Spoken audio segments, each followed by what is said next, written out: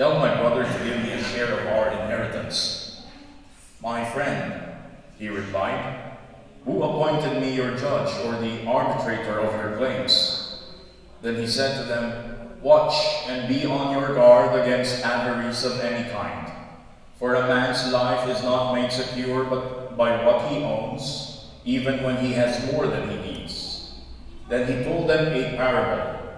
"There was once a rich man who, having had a good harvest from his land, thought to himself, 'What am I to do? I have not enough room to store my crops.' Then he said, 'This is what I will do.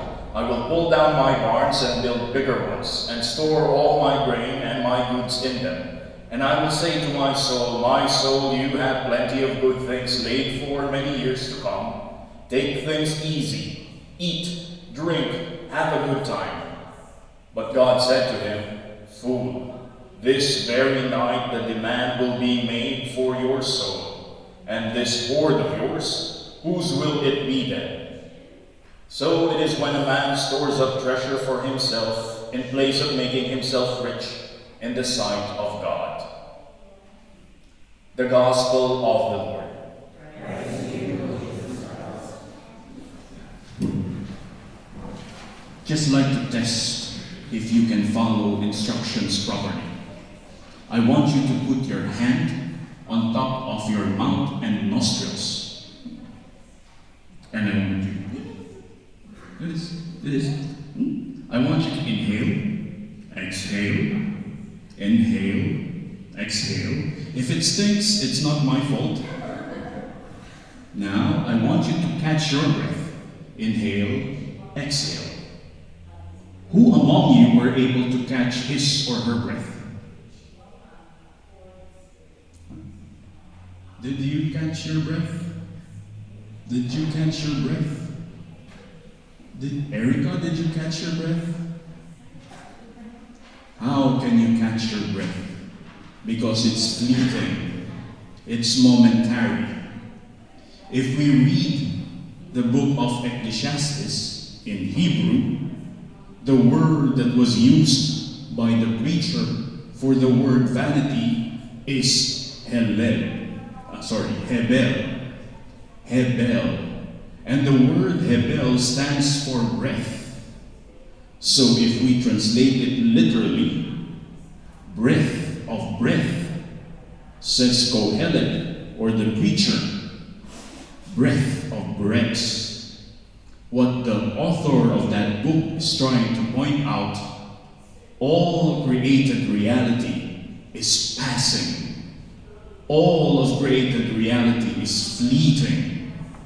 All of created reality is momentary. Your wealth, at one time in your life, it will be gone. It won't last forever. The good health that you're taking pride of, at one time in your life, it will be gone. It's momentary. Even your relationships, nothing lasts forever. Even my hair. So what are the things that you hold on to that doesn't last? What are the things that you put your hope and trust into that doesn't last? Because Jesus in today's gospel pointed out, these things doesn't last. If we keep holding on to them, it won't secure us eternity. Only God can secure us eternal life. Do you know Joan Didion? She's an American writer. Have you heard of her? You only read the Bible? You don't read other books? Lovely.